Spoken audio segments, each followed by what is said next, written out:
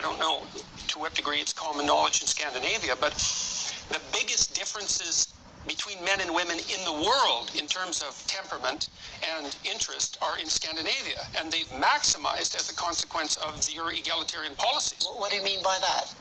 It means that the more egalitarian your state, the bigger the personality differences between men and women. That's like How do you measure that? How do you know that?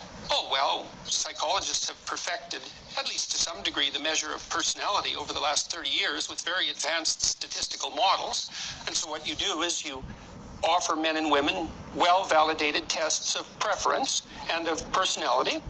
And you do that all across the world with tens of thousands of people in multi-country samples.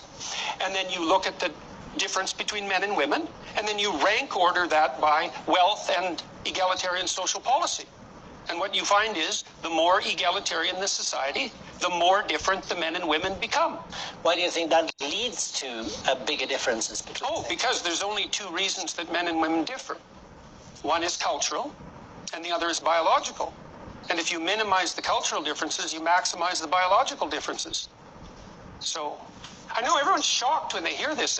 This isn't shocking news. People have known this in the scientific community for at least 25 years. And it's been replicated in the last month 3 times in 3 separate samples, including in Science, which is the world's greatest scientific magazine by a large margin. And it isn't a small effect, it's a huge effect. On average, men are more interested in things and women are more interested in people. And that's actually the biggest difference we know of psychologically between men and women.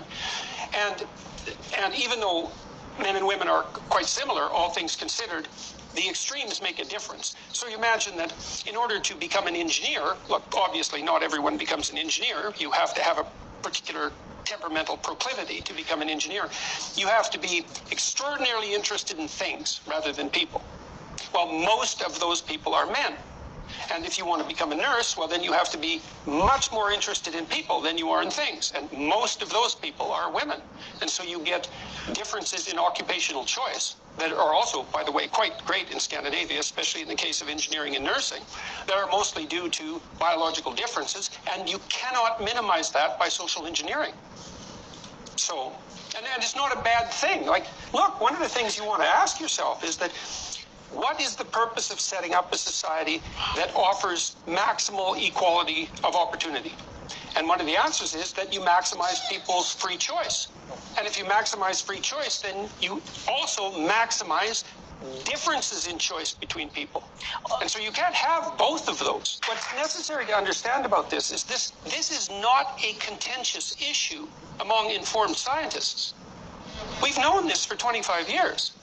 And it's a perverse effect. No one expected it. The data indicate that the consequence of the policies that you're promoting have maximized the differences between men and women. So that isn't what it's doing. Now, that isn't to say that the movement towards egalitarianism is necessarily a bad thing, but a tremendous amount of that's being driven not by social policy, but by technology.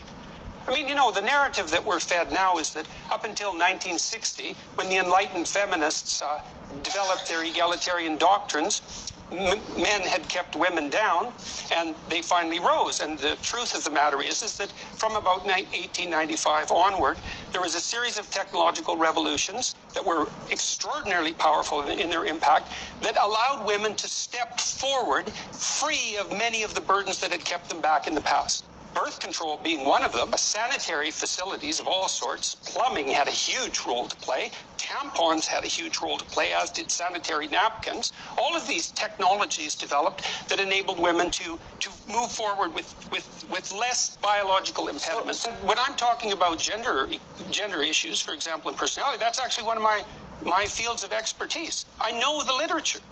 And it says exactly what I said it says. And as I said as well, it's been replicated 3 times in the last month. The London Times came out 3 weeks ago and said that the finding that gender differences maximize as egalitarian policies are developed is now one of the most solidly grounded findings ever produced by social scientists. So, you know, you can make of that what you want. It's not something that I particularly enjoy. It just happens to be the case.